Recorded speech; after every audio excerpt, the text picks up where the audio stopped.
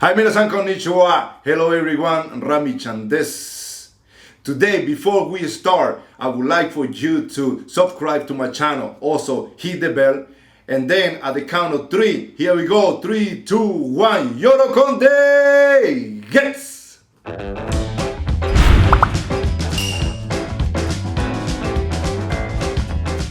And today, I'd like to talk about the differences between the Pacific League and the Central League. All right, as all you may know, there are 12 teams in NPB, 6 in the Pacific League, 6 in the Central League.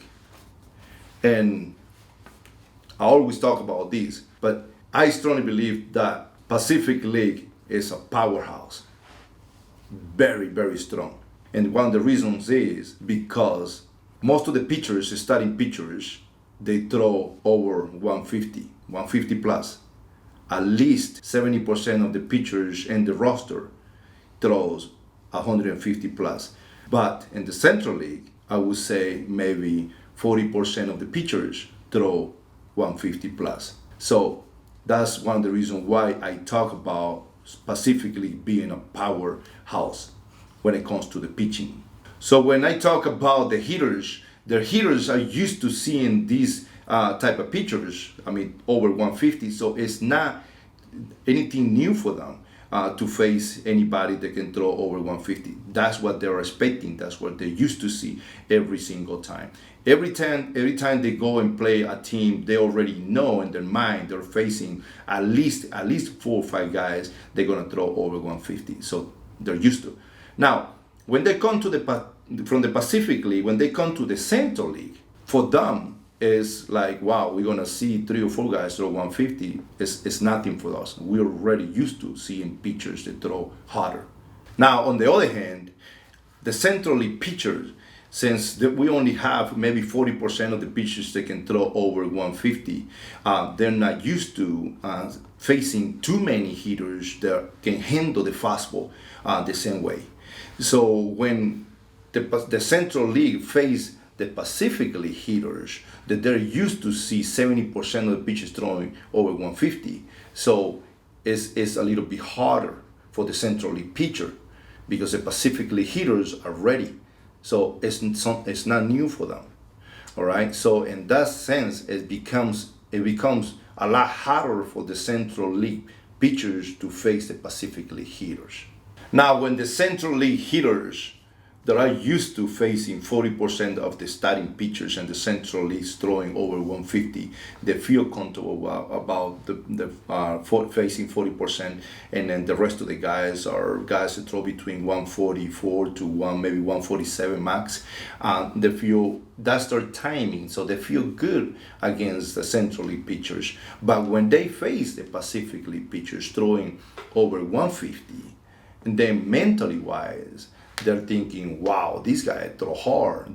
Everybody we face is throwing over 150, so it's a little bit harder. Now, the key point here is the timing. The timing is very important. So when you are a Central League hitter and you face the Pacific League pitchers, your timing have to change, have to be a little bit quicker than when you face the Central League pitchers. So that's the key point. So the timing is very important. Now, another thing that is very important here is the stolen bases. The Pacific League, like looking right now, SoftBank this year, they stole 99 bases. They were number 1 in the league in stolen bases. All right. Now you got Chuto, who stole 50 bases, the league leader. And how can you steal that many bases in that league where the pitchers throw hard, very, very hard? It is very hard. So the point is that the timing also have to be a lot quicker. The anticipation have to be quicker. The reaction have to be quicker because the pitchers, even though they may not have a very good quick, they throw hard to the plate. They throw very hard. So when it comes to facing the Central League, they feel with a lot of confidence that they can steal bases at any time. That is one thing that is very strong. Pacific League is very strong as well. So that being said, there is a lot of pressure for the pitcher and the catcher. For example, if Chuto gets on first base automatically it's going to be a 70% of the time that he's going to try to steal. So what the catcher and the pitcher are going to try to do, they're going to call more fastball. But one thing we got to remember is that Pacific League, they are a fastball league hitters. They hit fastball really, really good. So that's doing them a favor. Just because Shuto is on first base and he's going to try to steal. So that can lead to a two-run home run, easy. Or maybe hit the ball in the gap just because the catcher is being, a little bit afraid that he's going to try to steal second base. So that part is very strong. The Pacific League is very strong when it comes to these things. So based on the numbers and the stats, it shows that the Pacific League is about 5 years ahead of the Central League. So, but now I'm going to tell you the secret of what the Central League needs to do to get together at the same level with the Pacific League. Stay tuned. Japanese baseball is moving. It's slowly in the Central League, but very fast in the Pacific League. Very fast in the Pacific League because they already have the players, 80% of the players that pitchers throw hard, the hitters are very good hitters that are used to seeing. And also the Gaikokujin players they get, everybody throws hard. So it's moving along pretty fast. The Central League is moving along very slow because the draft that we get in the Central League are guys that are still throwing between 144 to 145, 6, and then we need to develop these players, and it takes 2 or 3 years. It's taking longer.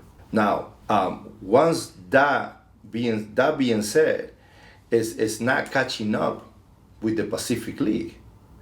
So the secret here is the draft players, they can throw over 150 right away. If the Central League can get more players, more pitchers, they can throw over 150.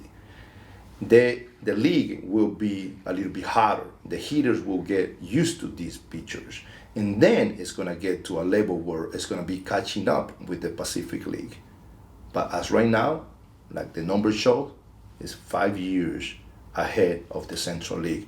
Until we catch up, can start getting those pitchers, drafting those pitchers, they can throw over 150.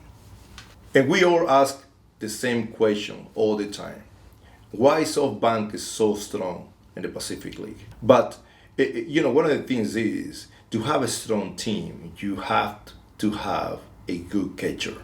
And I think that Kai is by far one of the best catchers in Japanese baseball. He's very smart. The way he controls the game is just really good. And also he has a great arm. So not too many people are going to steal bases from him. Now, that being said, you're talking about best ERA in all Japanese baseball, 2.92 ERA this year, best in all Japan baseball. I think that not only that SoftBank has a great hitting team and great pitchers, but I think that the key player here is Kai, the catcher. And when you look at both teams, SoftBank and also Yomiuri Giants, and you start comparing. When you look at the SoftBank pitching staff, they have about seven pitchers they can throw over 150. And then, but a SoftBank, Tokyo Giants have only like 5 pitchers that can throw over 150. So in that case, pitching wise, SoftBank has a really, really strong pitching staff. And then when you look at the hitters, SoftBank has 5, 6 players, 7 players that are veteran, already been in that kind of situation before. 2 or 3 times they have been a Nippon Series champion, so they have the experience.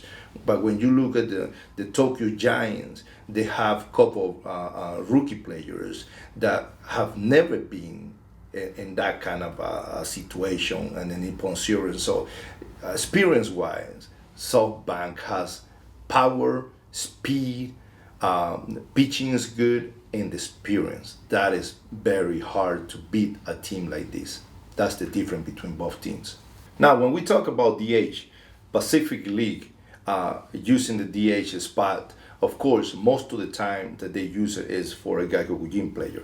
Gaikokujin players are very, very good hitters, but in the defense-wise, they're not as good as the Japanese players. So for the Pacific League, it's very good to use DH. Now, for the Central League, using that, being able to use the Gaikokujin on the field and use the pitcher to be able to hit is, of course, it may be a disadvantage to do that in the Central League, but you can use more strategy when it comes to the Central League. So you may be able to pinch hit, you may be able to bunt, you may be able to use somebody else there. So when it comes to both, it all depends, what kind of baseball you're playing. Now, if I have to pick about one, if I have to choose one, about having DH for the whole entire league or not having DH for the whole entire league, to me, it's better not to have a DH in the whole entire league. I think it's better to just keep it as it is. And there is advantage and disadvantage. So when the Central League play here, and the Central League against the Pacific League, there is advantage because they're not gonna use DH, all right. And then when we play, the Pacific League play in the Central League play in the Pacific League, there is also the advantage for the Pacific League to use DH. So I don't think that it needs to be one. I think it needs to be keep it like that as it is. So these are the differences between the Pacific League and the Central League. So I hope you enjoyed it, and if you like, please hit the bell and also subscribe to my channel. 3, 2, 1, Yorokonde!